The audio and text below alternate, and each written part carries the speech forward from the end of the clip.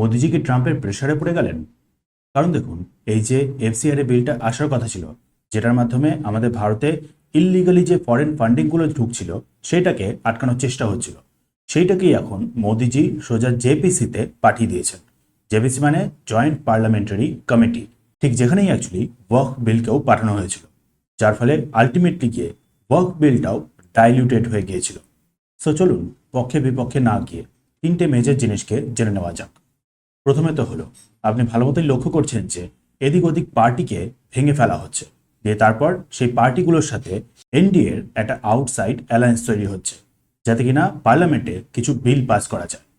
So কথাটা হচ্ছে, এই যে এফসিআরএ বিল, এর জন্য কি কোনোভাবেই 2/3 মেজরিটির দরকার ছিল?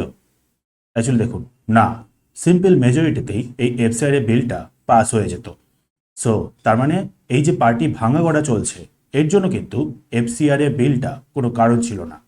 তারপর আবার দেখুন, সিএএ বিল, সেটাকেও 2016-তে এই জেপিসিতেই পাঠানো হয়েছিল, যার ফলে গিয়ে আলটিমেটলি এই সিএএটা আরও বেশি ইমপ্রুভ করে যায়। মানে এই যে এফসিআরএ বিলটাকে জেপিসিতে পাঠানো হয়েছে, তার মানে এটাও কিন্তু যে এই জেপিসি বিলটা আরও হয়তো ইমপ্রুভ করে গেল। বাট সব থেকে ইম্পর্টেন্ট ব্যাপারটা হলো, বিগত বেশ কিছু সময় ধরে লক্ষ্য করেছেন যে আমাদের ভারতের উপরে কখনো 100%, কখনো আবার 500% ট্যারিফ ইম্পোজ করে দেওয়ার ভয় দেখানো হয়েছে। সো এমন না তো যে এই এফসিআরএ বিলটাকে অ্যাকচুয়ালি লেভারেজ হিসাবে ইউজ করা হচ্ছে, যাতে কিনা এই যে ট্যারিফ থ্রেটটা বারবার ধরে দেওয়া হচ্ছে সেটাকে আটকানো যায়। খেয়াল করবেন, ইউএস এর মিড টার্ম আর কয়েক মাস মাত্রই বাকি রয়েছে, হতে পারে ততদিন অবধি একটা লেভারেজ ধরে রাখা।